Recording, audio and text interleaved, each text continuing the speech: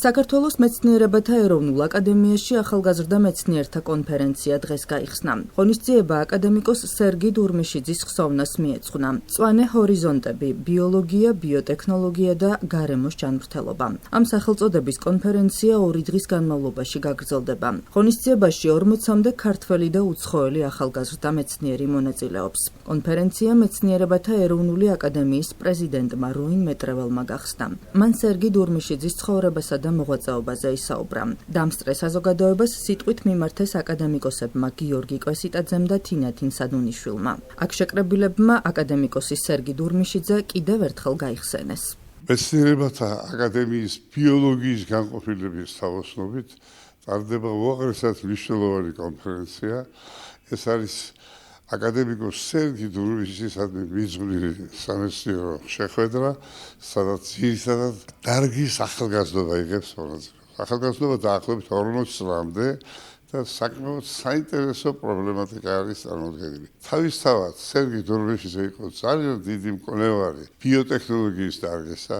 წლების მანძილზე იგი მზადდებოდა ამ ინსტიტუტის დირექტორი და განაგებდა მას. ბოლო 10 წელიწადი თავისი სიცოცხლისა მან გაატარა მეცნიერებათა აკადემიაში ვიცე-პრეზიდენტის სტატუსით იყო იგი და ბევრ სასიკეთო საქმეს აკეთებდა. ამდენად მისი გახსენება და მისდამი მიზღვრა ამ ღონისძიებისა უაღრესად სამართლიანი, სწორი და მნიშვნელოვანია.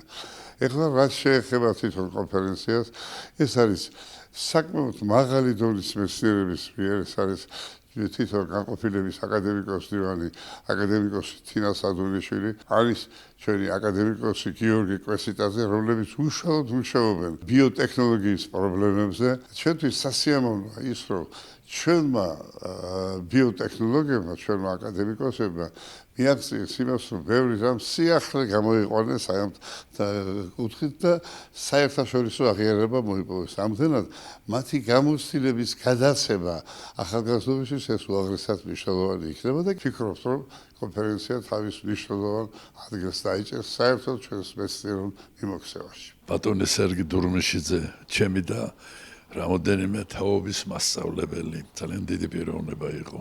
კეთილშობილი კაცი, კაცთმოყვარე ადამიანი, რომელიც ყოველთვის ცდილობდა ახალგაზრდაში რაღაცა კაი გამოენახა, რომ შემდეგ ამაზე აეწყო მასთან ურთიერთობა. ბატონმა სერგიმ შექმნა ინსტიტუტი.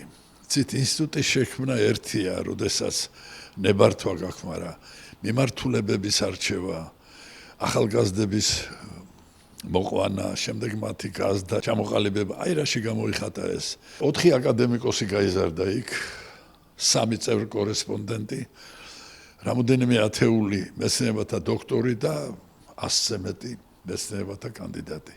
აი ეს არის ის ნადავლი, რაც სერგო დურმიშიძის მოღვაწეობას შეიძლება ესე უხეშად შეაფასო. მე დარწმუნებული ვარ, რომ სწორედ ისეთი ხალხი, როგორც ბატონი სერგია, საფუძველს უყრიდნენ საქართველოში მეცნიერებას, საფუძველს უყრიდნენ საქართველოში ფუნდამენტურ კვლევებს და თქვენ წარმოიდგინეთ ეს დღევანდელ დღემდე გრძელდება. მე მიმაჩნია, რომ სულ ახალგაზრდებში იყო ბატონი სერგი და ეს ახალგაზრდების კონფერენცია არის ტიპიური მაგალითი იმისა, თუ როგორი ბუნების და როგორი ადამიანი იყო ბატონი სერგი, არა ჩვეულებრივი მოყვარული, დიდად მოყვარული ახალგაზრდების. ჩვენ მასპინძლობთ ჩვენს ახალგაზრდა კოლეგებს საქართველოს მეცნიერებათა ეროვნულ აკადემიაში, რომელიც აღნიშნავს თავის საიუბილეო 85 წლის თავს. კონფერენციას გახლავთ მწვანე ჰორიზონტები, ბიოლოგია, ბიოტექნოლოგია, რომელიც ფოკუსირებულია ჩვენი გარემოს ბიომრავალფეროვნების, მისი დაცვის, დაავადებებთან ბრძოლის, ასევე გარემოს ჯანმრთელობის ინოვაციურ ტექნოლოგიებზე. კონფერენციაში მონაწილეობას ღებულობს საქართველოს თითქმის ყველა უმაღლესი საგანმანათლებლო და სამეცნიერო კვლევით ინსტიტუტის წარმომადგენელი ახალგაზრდა მეცნიერებით. ძალიან მნიშვნელოვანი ფართო სპექტრია წარმოდგენილი ამ მოხსენებების, რომლებიც კონფერენციის ფარგლებში 3 სესიად გაიმართება, ყავს უცხოელი წარმომადგენლებით და ეს მინდა რომ ამთავითვე წარმატება უსურვო მათ ამ მნიშვნელოვან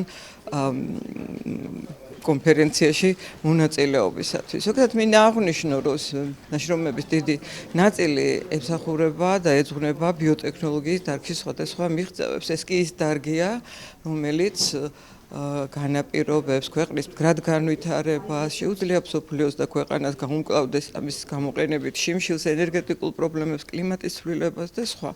ამდენად ყველა განვითარებული ქვეყნის პრეროგატივაა განვითარებული ბიოტექნოლოგია და ის მისი მდგრადი განვითარების გარანტია არის. კონფერენციის მონაწილეებმა საქართველოს ბიომრავალფეროვნების, მათი დაცვის, ინფექციური დაავადებებისა და პარაზიტების, ნარჩენების მართვის თანამედროვე ეკოლოგიურ მეთოდებზე, გარემოს მდგრადობასა და ეკოლოგიურ ინოვაციებზე ისაუბრეს. ქალაქ თბილისის ჰაერის დაბინძურების მონიტორინგი ბრიოფიტების საშუალებით, ნარჩენების მართვა და ბიომრავალფეროვნება, დასავლეთ საქართველოს სუბტროპიკულ ზონაში გავრცელებული ხურმის ძირითადი დაავადებები, ახალი ბიოლოგიური სტრატეგიები ჩამდინარე წყლების გაწმენდისათვის. ეს იმ საკითხების არასრული ჩამონათვალია, რომლებზეც კონფერენციის მონაწილეები მოხსენებებს წარმოადგენენ. მეცნიერებათა ეროვნულ აკადემიაში კონფერენცია 28 თებერვალს დასრულდება.